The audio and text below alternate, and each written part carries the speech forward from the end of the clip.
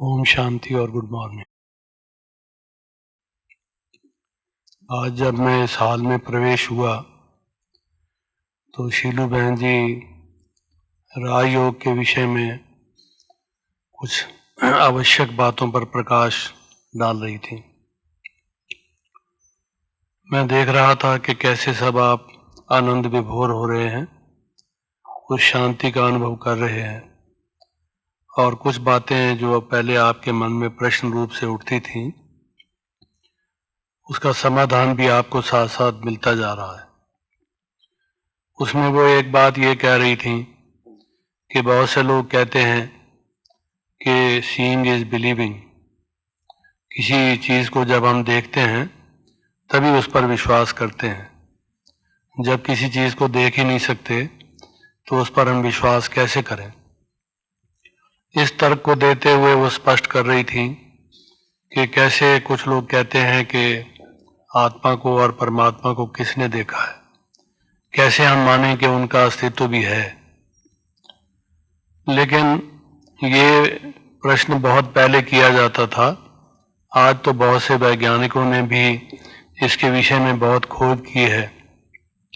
आप में से कुछ एक बहन भाई इस बात से परिचित होंगे कि इस बारे में बहुत से लोग जिन्होंने साइकियाट्री में या मेडिकल साइंसेज में एमडी की हुई है, उसके बाद इसको अपना रिसर्च विषय लेकर इस बात की छानबीन की है।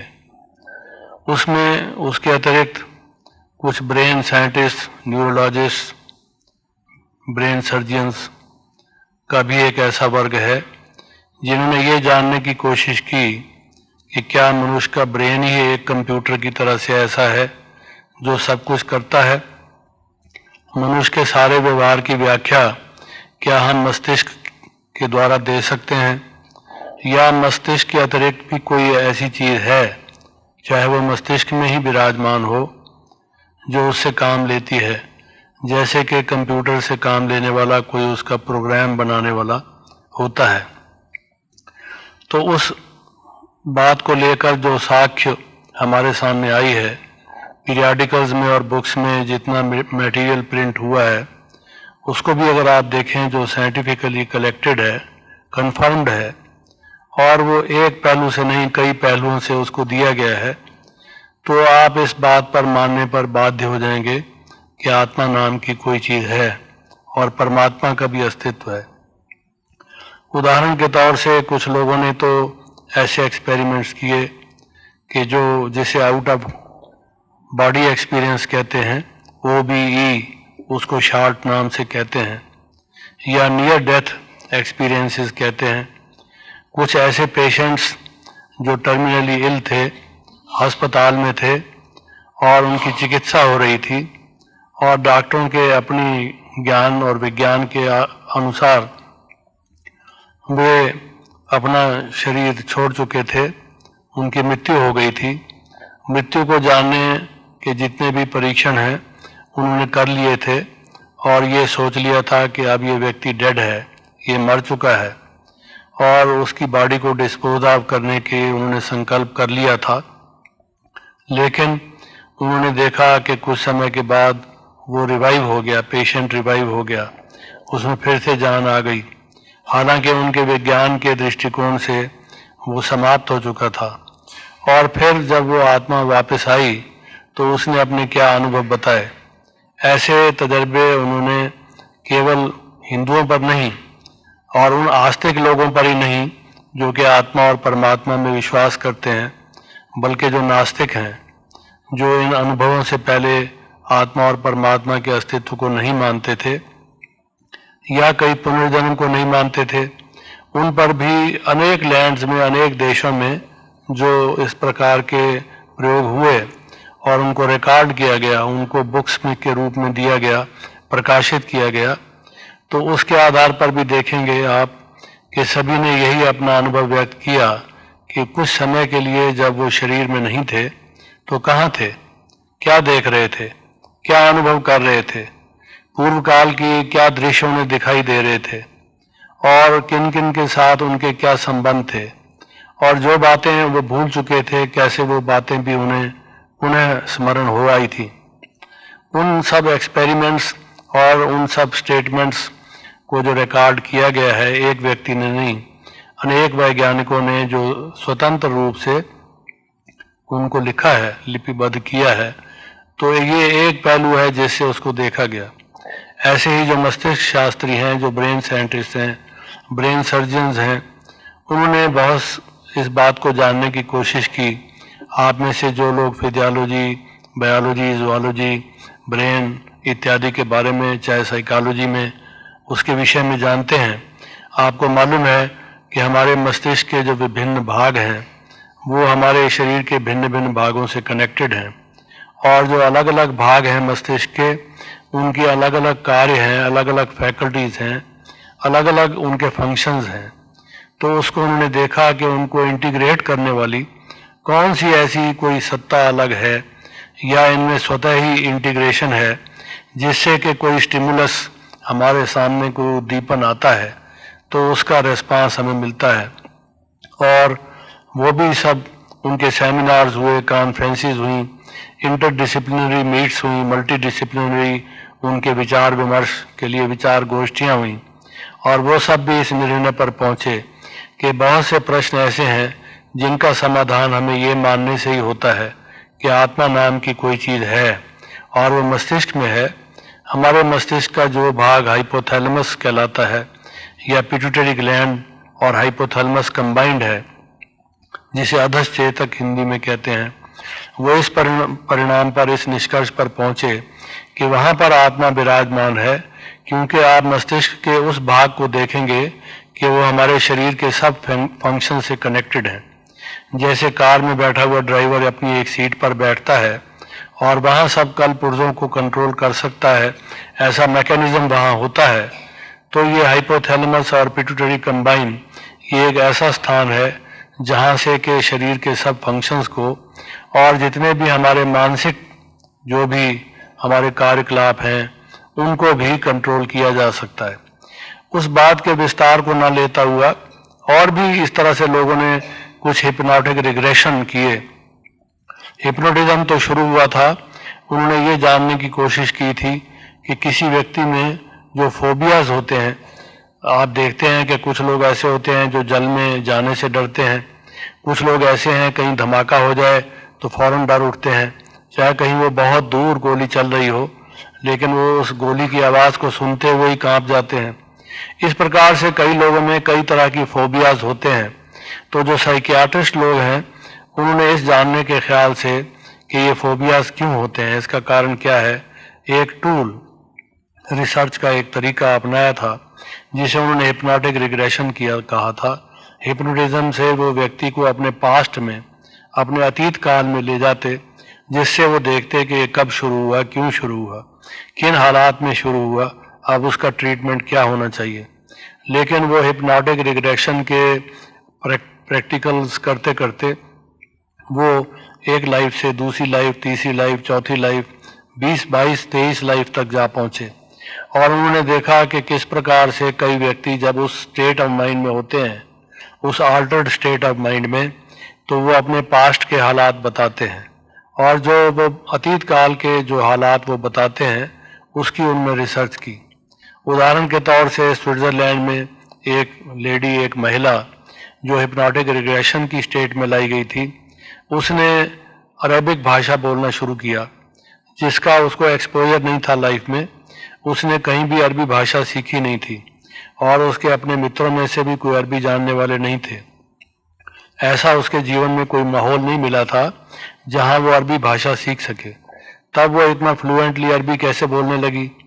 तो जब उस बात की रिसर्च की गई और उससे पूछा गया कि आप कहाँ हैं इस समय, क्या लिबास पहनती हैं, आपका खाना क्या है, और दूसरी बहुत सी बातें, तो उनको पाया गया कि साउथ इंडिया में किसी स्टेट में किसी नवाब की वो बेगम है और वो अरबी बोलता है, और उसकी बेगम होने के नाते उस परिवार में वो भी अरबी सीखी हैं और अरबी भाषा बोल रही हैं। तो जो उन्होंने अपना लिबास बताया, जिस तरह का भोजन बताया, जिस तरह से घर का अपनी बनावट बताई, जो उस नवाब का नाम बताया, और जो बहुत सी बातें बताई, उसके बारे में उन्होंने साउथ इंडिया में आके खोज की और उस बात की कंफर्मेशन हुई। ये मैं ऐसी एक मिसाल दे रहा हूँ आपको, ऐसी और बहुत सी मिसालें हैं। तो क्या है कि जब किसी व्यक्ति को दफना दिया जाता है या जला दिया जाता है, उसके बाद भी कोई ऐसी चीज़ है जो बच जाती है, जो फिर से अपने पास्ट को याद कर लेती है। ऐसे ही बहुत से लोगों ने पुनर्जन्म के हालात बताने वाले बच्चों के भी हालात को रिकॉर्ड किया, तो वो एक अपनी प्रकार का प्रूफ है। लेकिन उन बातों में अधिक विस्तार में ना जाके, वो तो एक अलग विषय है जो विस्तार से जाना जा सकता है, उसका काफ़ी साहित्य प्रकाशित है, उसका अध्ययन भी किया जा सकता है। लेकिन मैं तो ये कह रहा हूँ कि जो योग अभ्यास करते हैं उनमें से कुछ एक को ऐसी दिव्य दृष्टि प्राप्त होती है जिसको हम थर्ड आई या तीसरा नेत्र, दिव्य चक्षु इत्यादि नाम से कहते हैं। जैसे इन चक्षुओं से हम प्रकृति की चीज़ें देख सकते हैं जो कि इसकी रेंज ऑफ साइट में हैं। कानों से हम कुछ ऐसे शब्द सुन सकते हैं जो कानों के सुनने के रेंज में हैं, और इस प्रकार से दूसरी दूसरी इंद्रियों से दूसरे दूसरे अनुभव कर सकते हैं। वैसे ही जब हम अपने आत्मा के स्वरूप में होते हैं और अपने मन को शुद्ध कर लेते हैं, हमारी कुछ जो डॉर्मेंट फैकल्टीज हैं, कुछ सुषुप्त योग्यताएं हैं, जब उनको हम पुनः जागृत करते हैं तो हम में एक शक्ति विशेष ऐसी का भी जागरण होता है जिससे कि आत्मा का साक्षात्कार, परमात्मा का दिव्य दर्शन या साक्षात्कार भी हो सकता है। ये एक बात अलग है। लेकिन वैसे भी अगर हम समाज शास्त्र को देखें तो जैसे वो शीलू बहन बता रही थी कि मान लेने में फ़ायदा ही है। फ़ायदा कैसे है उसका एक विचार मैं आपके सामने रखना चाहता हूँ। आप देखें कि आज हमारे समाज में जितनी भी प्रकार की विषमताएं हैं, जितनी भी प्रकार की समस्याएं हैं, प्रॉब्लम्स हमारे सामने हैं, उसके पीछे एक विशेष बात डिविजनिज्म है, अलगाववाद है। चाहे वो कास्टिज्म हो, जातिवाद हो, चाहे हिंदू मुसलमान का झगड़ा हो, चाहे वो दूसरे बातों को लेकर हो। विदेशों और देशों में भी जो झगड़े हैं, इंटरनेशनल स्तर पर भी जो आज अशांति बनी रहती है, मैं रूस का हूँ, मैं अमेरिका का हूँ, मैं पंजाबी हूँ, मैं यूपी का हूँ, मैं साउथ इंडिया का हूँ, मैं नॉर्थ इंडिया का हूँ, इस प्रकार की बातों को लेकर जो अलगाववाद है, सेपरेटिज्म है, डिवीजनिज्म है, जिससे कि मनुष्य अपनी शक्तियों को इकट्ठा करके एकजुट होकर आपस में संगठित रूप से समस्याओं का हल करने की बजाय अपनी शक्तियों का एक विध्वंस करने में लगा हुआ है, जिससे कि और समस्याएं बढ़ जाती हैं। तो आप देखेंगे कि उसमें आप उसका कैसे हल कर सकते हैं, आप मनुष्यों को इकट्ठा एकजुट कैसे कर सकते हैं, उनमें यूनिटी कैसे ला सकते हैं। और अगर हम यूनिटी नहीं लाते, कोऑपरेशन नहीं लाते, आपस में स्नेह और प्रेम नहीं होता, आपस में लोग एक दूसरे के सहयोग भावना से कार्य नहीं करते, तो ये समस्याएं आप देखेंगे कि हल नहीं हो सकती। और उसका केवल एक ही उपाय है कि अगर हम जब तक अपने को शरीर माने रहेंगे, तो मैं साउथ इंडियन हूँ या नॉर्थ इंडियन हूँ, मैं ये भाषा बोलता हूँ या वो भाषा बोलता हूँ, मैं अमेरिकन हूँ या मैं अफ्रीकन हूँ, ये भेदभाव चाहे वो कलर के हों, चाहे लैंग्वेज के हों, चाहे वो प्रोविंशियलिज्म हो, ये होते रहेंगे, बंटवारा बना रहेगा और दुनिया में झगड़े होते रहेंगे। अगर इनको आप मिटाना चाहते हैं, हिंदू मुस्लिम सिख ईसाई सब आपस में भाई भाई, या नॉर्थ इंडियन साउथ इंडियन भाई भाई, या रूसी और भारतीय भाई भाई जैसे नारे लगाए जाते हैं, लेकिन उसके पीछे सिद्धांत क्या है, असलियत क्या है, उसको जब तक हम नहीं जानेंगे तो ये कैसे होगा कि यूनिटी आए और आपस में हम प्रेम से रहें, ये एक मूल्यनिष्ठ समाज की स्थापना हम कर सकें, समाज को एक सुख शांति पूर्ण हम एक समाज बना सकें। उसका केवल एक ही तरीका है मिलाने का, कि अगर हम ये समझें कि हम सब आत्मा हैं, ये जो पंच भौतिक शरीर है ये तो एक हमारा चोला है, ये एक असेंबली ऑफ इंस्ट्रूमेंट्स है जिसके द्वारा हम कुछ कार्य करते हैं, वरना हम इससे अलग एक अनादि और अविनाशी सत्ता है, हम सब ज्योति हैं। और उस एक परमात्मा की संतान होने के नाते हम आपस में भाई भाई या भाई बहन हैं, तभी ये वसुधैव कुटुंबकम, ये विश्व एक बड़ा परिवार है और हम सब भाई भाई हैं, ये भाईचारे का दृष्टिकोण हम में आएगा। तो जो हम एक मूल्यनिष्ठ समाज की स्थापना करना चाहते हैं, उसके लिए ज़रूरी यही है कि हमारा आउटलुक चेंज हो, हमारा एटीट्यूड चेंज हो। जब तक आउटलुक और एटीट्यूड चेंज नहीं होगा तो समाज में परिवर्तन कैसे आएगा? और वो आउटलुक और एटीट्यूड चेंज तब होगा जब हमारा पहले स्वयं के प्रति जो रॉन्ग एटीट्यूड बना हुआ है कि हम अपने को एक पुतला मिट्टी का, एक शरीर नाशवान चीज माने हुए हैं। जो दाल भात हम खाते हैं जिससे ये शरीर बना है, बढ़ता है, हृष्ट पुष्ट रहता है, अगर हम अपने को उसी का अपने अस्तित्व को उसी से जोड़ देंगे, ये तो शरीर है, ये मटेरियल है, लेकिन इस मटेरियल को चलाने वाली इसके पीछे एक स्पिरिचुअल है जो चेतन सत्ता है, जिसको हम कॉन्शियसनेस कहते हैं, जिसका अध्ययन साइकोलॉजी में, फिलॉसफी में और मेडिकल साइंसेज में होता है कि चेतनता क्या है, कॉन्शियसनेस क्या है, जो कि प्राथमिक रियलिटी है। अगर कॉन्शियसनेस ना हो तो यहाँ सब जो बैठे हैं हमें उसकी अवेयरनेस भी नहीं होगी, और जो कुछ हम सुन रहे हैं या बोल रहे हैं उसका भी हमें पता नहीं होगा। तो जितना भी अध्ययन हम करते हैं, जितने विषय हम अपने स्टडी में लाते हैं, आप ये देखेंगे कि उनके पीछे भी जो मूलभूत हमारी सत्ता है वो कॉन्शियसनेस है, चेतना है। वो चेतना क्या है जो मेरा स्वरूप है, उसको जानने की जरूरत है। उससे ही समाज में एकता आ सकती है और मिलजुल कर हम आपस में सहयोग से ये सब कुछ कर सकते हैं। तो ये संक्षेप में मैं कहना चाहता था कि मनुष्य की जो दृष्टि और वृत्ति है वो उसके निश्चय पर आधारित है। As the faith so is the man, as you think so shall you become. ये एक मूलभूत मनोवैज्ञानिक सिद्धांत है। इसको नकारने से हम आगे नहीं बढ़ पाएंगे। इसलिए अगर हम अपने थॉट्स को चेंज नहीं करेंगे, अपने निश्चय को चेंज नहीं करेंगे, बजाय इसके कि हम बॉडी हैं इसका निश्चय हम करें, हम एक आत्मा हैं, इसको अगर हम ये पैराडाइम, ये मॉडल अगर हम अपने सामने नहीं रखेंगे तो एक नए समाज का मॉडल भी हमारे सामने नहीं आएगा।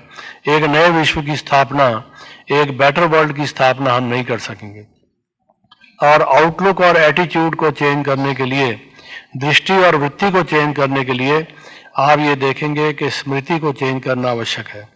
स्मृति जैसी हमारी होती है वैसी हमारी स्थिति होती है, और इसलिए जो राजयोग का जहाँ जो अभ्यास किया जा रहा है वो हमारी स्मृति के परिवर्तन के लिए है कि मैं ये बार बार इस स्मृति में रहूं कि मैं एक आत्मा हूँ, एक ज्योति बिंदु हूँ, उस परमात्मा की संतान हूँ। ये संसार एक मुसाफिर खाना है, आखिर मुझे यहाँ से चले जाना है। ये जब मेरी चेतना होगी, जब मुझे इसकी अवेयरनेस होगी, तभी मेरे जीवन में परिवर्तन आएगा और एक मूल्यनिष्ठ समाज की स्थापना हो सकेगी। तो ये इसका एक सैद्धांतिक पक्ष है जो कि इस थोड़े से समय में, आधे पौने घंटे का जो समय हमें मिला है उसमें मैंने आपके सामने रखा है। अब इस विषय में आपके कुछ प्रश्न हो तो मैं सुनना चाहूँगा। समय की सीमा को सामने रखते हुए केवल 2-3 काम पर है, ड्यूटी पर जाते हैं, मतलब हम सर्विस वगैरह करते हैं, तो उस समय भगवान को कैसे याद करें पैरेलली, वर्ल्ड जॉब करते समय वगैरह? ईश्वरी स्मृति कैसे आती है? हाँ। ऐसा है कि जब हम कर्म करते हैं तो उस समय हमारे 2 प्रकार की स्मृति बनी रहती है। एक जिसे हम कॉन्शियस लेवल कहें, दूसरा जिसे हम सब कॉन्शियस लेवल कहें। अब जो भी कर्म हम करते हैं, जो हमारे सामने विषय होता है वो हमारे ध्यान में, वो हमारे फोकस में होता है, लेकिन उसके पीछे जो हमारी अर्ध चेतना है, हमारी जो सब कॉन्शियसनेस है, उसमें भी कुछ बातें हमारी बनी रहती हैं। जैसे उदाहरण के तौर से आप ये देखें कि कोई व्यक्ति जब कहीं काम कर रहा है, कोई किसी दुकान पर, अगर वो वहाँ एक एम्प्लॉई है तो काम तो वो करता है, किसी कस्टमर से वो बातचीत करता है और एज ए सेल्समैन अपनी चीज़ भी उसके सामने पेश करता है, लेकिन उसके साथ साथ उसको ये स्मृति बनी रहती है कि मैं तो सेल्समैन हूँ, इस दुकान का मालिक कोई और है। तो ये चाहे वो बिल्कुल स्पष्ट रूप से उसके माइंड में ना हो, लेकिन उसकी अर्ध चेतना में होती है। इसी तरह से कार्य करते वक्त अगर हम ये समझें कि हम निमित्त हैं, हम ट्रस्टीज हैं, हम इंस्ट्रूमेंट्स हैं उस गॉड के, उस परमात्मा के, हम आत्मा हैं जो शरीर से कार्य कर रहे हैं, अगर ये स्मृति हमारी सूक्ष्म रूप से भी बनी रहती है तो फिर हमारा योग साथ साथ बना रहता है। इसके लिए ज़रूरी है कि हम हर घंटे, 1.5 घंटे, 2 घंटे में फिर से थोड़ा 1 आध मिनट के लिए बाकी सब तरफ से मन को हटाकर एक स्मृति को फिर से रिवाइव करें कि मैं आत्मा हूँ, मैं एक ज्योति स्वरूप हूँ, मैं लाइट और माइट हूँ, मैं अनादि और अविनाशी हूँ, मैं शुद्ध और शांत हूँ। अब इसमें कोई अधिक समय नहीं लगता। अगर हम बार बार बीच में ये सोच लेते हैं तो हमारा एक मोमेंटम बना रहता है, एक स्मृति बनी रहती है, और उसके साथ साथ ये ट्रस्टीशिप या इंस्ट्रूमेंट ऑफ गॉड की जो भावना है वो भी बनी रहती है। उसको भी हम कहेंगे कि योग की ही स्टेज होती है। दूसरा कोई प्रश्न? फिर भी ओम शांति, अगर मेरा मन या मेरी आत्मा इस शरीर में आई है, हमें अनुभव हुआ आत्मा का कि परमात्मा का एक स्वरूप है, तब भी हमारे उस शरीर में है, और नहीं अनुभव होता है फिर भी हमारे शरीर में रहती है। लेकिन ये दोनों गुण एक उम्र के हिसाब से, जब हमें ये अनुभव हो जाता है कि आत्मा परमात्मा ही है, और ये भी अनुभव नहीं रहता है कि आत्मा परमात्मा नहीं है, फिर भी एक उम्र के हिसाब से 50 साल, 60 साल, 90 साल, 100 साल के बाद ये आत्मा शरीर को छोड़ के क्यों चली जाती है? की शिक्षा देते हुए ये कहा गया है कि आत्मा परमात्मा का अंग है या अंश है। पहला तो मैं ये निवेदन करना चाहूँगा कि ये यहाँ नहीं कहा जाता। अभी शीलू बहन आपको यही बता रही थी कि कई लोग ये समझते हैं कि आत्मा ही परमात्मा है, दोनों में अंतर क्या है। लेकिन उस बात को स्पष्ट करते हुए उन्होंने कहा कि मोहम्मद साहब ने कहा कि मैं पैगंबर हूँ और मालिक शाहजहां वो एक खुदा है, अल्लाह है। क्राइस्ट ने कहा कि मैं उसका बच्चा हूँ, O God lead me kindly light. इसी प्रकार से नानक जी ने कहा कि मैं उसका दास हूँ, वो एक नूर है। तो हर एक ने इस तरीके से ये कहा, कहने की कोशिश की कि वो परमात्मा हमारा माता पिता सखा स्वामी है। हम प्राय कहा करते हैं तुमेव माता च पिता तुमेव बंधु स सखा तुमेव इत्यादि। परमात्मा से हमारे सर्व संबंध हैं, ऐसा वो कह रही थी।